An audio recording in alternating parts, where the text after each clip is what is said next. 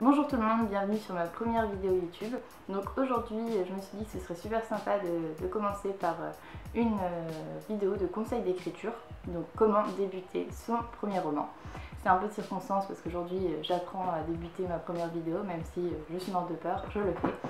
Et du coup je vais vous donner plein de conseils pour ne pas avoir peur d'écrire et se lancer.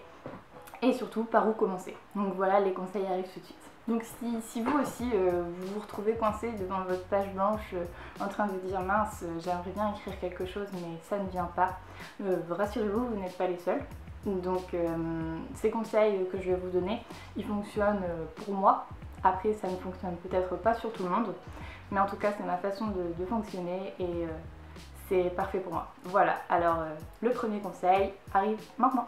Donc le premier conseil qui paraît assez bête mais pourtant qui est très important, c'est de trouver l'idée. Donc oui, vous avez plein d'idées, surtout si vous êtes comme moi, il y en a plein qui vous arrivent mais qui restent assez superficielles. Donc moi ce que je vous propose c'est de les noter tous sur un petit calepin pour ne pas les oublier. Parce que oui, ça m'est déjà arrivé d'oublier des idées. Et là je me dis, ah oh mince, ça aurait pu faire un super roman et ben j'arrive pas à remettre la main dessus. Voilà. Donc vous les laissez un peu s'approfondir, bien sûr vous notez tout ce que vous avez comme élément en plus, donc vous les notez sur votre calepin. Il ne faut pas vous buter sur une idée. Si une autre idée vous vient et que celle-ci vous paraît plus réalisable, et ben partez sur celle-là, parce que toutes les idées ne font pas des romans. Certaines sont trop superficielles pour pouvoir creuser sur 300 pages. Voilà. Le deuxième conseil, donc si vous êtes du genre à planifier comme moi, mais il faut savoir que toutes les personnes qui écrivent ne planifient pas leur roman, et bien faites-le, parce que vous allez voir que quand vous aurez noté toutes vos idées sur votre cahier ou votre ordinateur, que vous les aurez bien ordonnées, vous allez voir que c'est beaucoup plus simple de se lancer, parce que vous savez où vous allez et du coup vous avez beaucoup plus confiance en vous. Je vous dis pas de faire chapitre 1 il se passe telle chose, chapitre 2 il se passe telle chose, parce que ça c'est assez compliqué, surtout quand on n'a pas vraiment de notion de combien de pages fera notre roman, combien de caractères, etc. Mais moi je vous conseille de noter les grandes idées et après de voir en fonction de ce que vous voulez faire, de les découper en chapitres ou 2 chapitres pour une idée, enfin ça c'est après c'est vous qui voyez. Mais moi je vous conseille fortement de tout noter et d'avoir un plan, comme ça vous ne vous perdez pas et ça c'est très important. Voilà. Troisième conseil, donc c'est de faire des fiches. Donc oui, des fiches personnages, surtout. Moi je fais uniquement des fiches personnages, après je sais que certaines personnes font des fiches de lieux, d'événements, etc. Mais ça c'est vraiment quand on a un monde à part, je pense que c'est plus important de faire des fiches personnages. Parce que si vous dites au premier chapitre que votre personnage a les yeux bleus par exemple et qu'au chapitre 13 vous dites qu'il a les yeux verts, ça va faire bizarre. Et au moins en faisant des fiches personnages, et ben vous êtes sûr de ne pas vous tromper. Si vous avez un doute, vous regardez dans votre fiche personnage et là vous savez qu'il a les yeux verts, qu'il a les cheveux blonds, etc. Ça fonctionne pour les caractéristiques physiques mais aussi pour les qualités, les défauts, le tempérament, etc. Bref, faites des fiches personnages, ça va vous sauver la vie. Alors, le quatrième conseil, donc c'est de choisir son temps de narration, présent, passé, c'est vous qui choisissez. Après, ce qui est super important aussi, c'est de choisir votre point de vue du narrateur. Donc il existe 3 points de vue. Donc le point de vue interne, c'est là où le personnage décrit ce qu'il ressent, vous avez vraiment les pensées du personnage.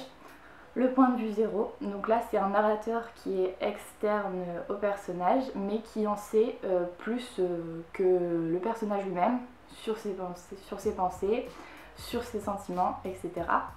Et vous avez le point de vue externe qui est à mes yeux le point de vue le plus compliqué à faire, donc pas ce que je choisirais pour faire mon premier roman.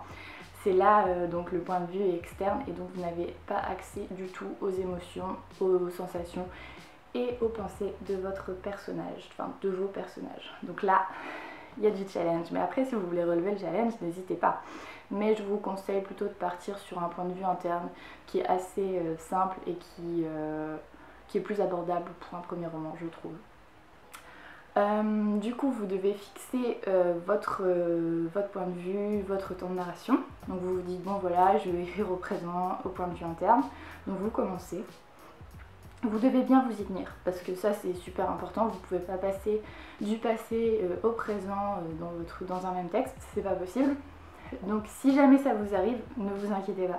C'est pas grave, il y a la relecture qui est là pour ça, la correction, et vous verrez bien qu'il y a quelques erreurs qui sautent dans la relecture, mais ça c'est pour après. Voilà, si au milieu du roman vous vous dites mince, ce serait mieux quand même de faire un point de vue interne plutôt qu'un point de vue externe ou zéro, et ben là c'est pas grave, continuez sur ce qui est le mieux pour vous, et après à la relecture vous réviserez tout ça, et puis c'est pas très grave, on continue, on ne s'arrête pas. Le 5e conseil, c'est de se créer un emploi du temps. Parce que oui, je sais que vous êtes débordés, vous avez plein de choses à faire entre le travail, les études, les activités externes, votre sport préféré, vous avez plein de choses à faire, mais c'est très important de se créer une routine d'écriture. Donc vous vous posez devant votre carnet, encore, il faut vraiment acheter un carnet, je vous le dis.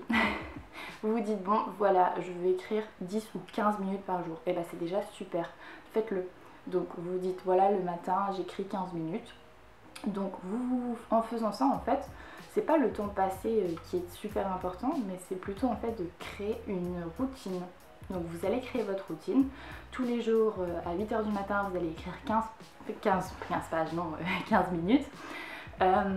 Et vous allez voir que si un jour vous ne pouvez pas le faire, et ben vous allez commencer à vous sentir mal. Donc oui, c'est pas le temps passé devant votre écran à écrire qui est important, mais c'est de le faire tous les jours. Voilà, moi personnellement, pour vous donner une idée, j'essaie de me fixer 10 000 caractères par jour. Donc c'est beaucoup, mais je sais que moi j'écris assez rapidement. Et du coup c'est pas un problème pour moi, donc je fais mes 10 000 caractères par jour, et voilà, et je suis très contente, et vous allez voir, vous avancez très très vite. Alors mon 6e conseil, qui est loin d'être le plus simple, mais qui est pour moi le plus important, c'est de vous lancer.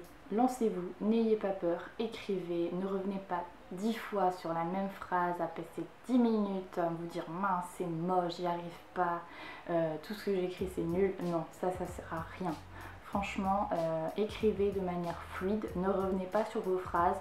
De toute façon, vous verrez à la correction, c'est à ce moment-là que tout se jouera en fait. Mais là, le premier jet, ça sert à poser vos idées.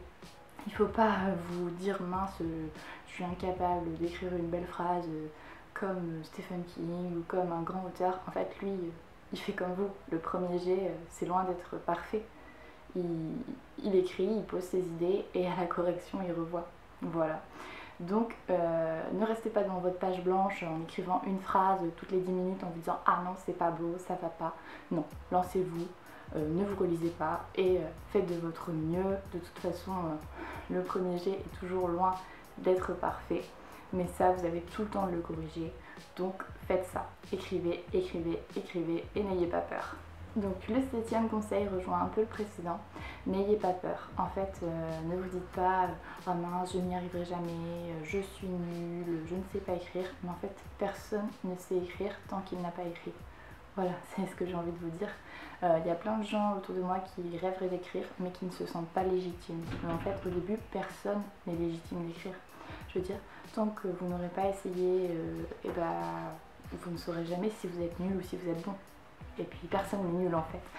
Vous allez voir que votre style va s'améliorer au fur et à mesure et que tout va bien aller en fait. C'est en forgeant qu'on devient forgeron, et ben c'est en écrivant qu'on devient écrivain. Voilà. Et puis n'hésitez pas à écrire tout ce qui vous passe par la tête dans votre premier jet. De toute façon, il n'y a personne qui va être au-dessus de votre épaule en train de regarder « Oh tiens, elle écrit ça, c'est vraiment nul ». Bah non, en fait, pas du tout. Donc faites-vous plaisir, lâchez-vous, n'ayez pas peur, et vous allez voir, tout va bien se passer. Voilà, donc la première vidéo conseil est terminée, j'espère qu'elle vous a plu. Je vous laisse tous les liens pour me suivre sur les réseaux. Et n'hésitez pas à vous rendre sur mon site internet et vous inscrire à la newsletter, c'est super important, et en plus vous allez avoir plein de contenus exclusifs. Là je suis en train de préparer quelque chose pour envoyer à tous les gens qui me suivent, donc n'hésitez pas. En tout cas je vous remercie et je vous dis à bientôt.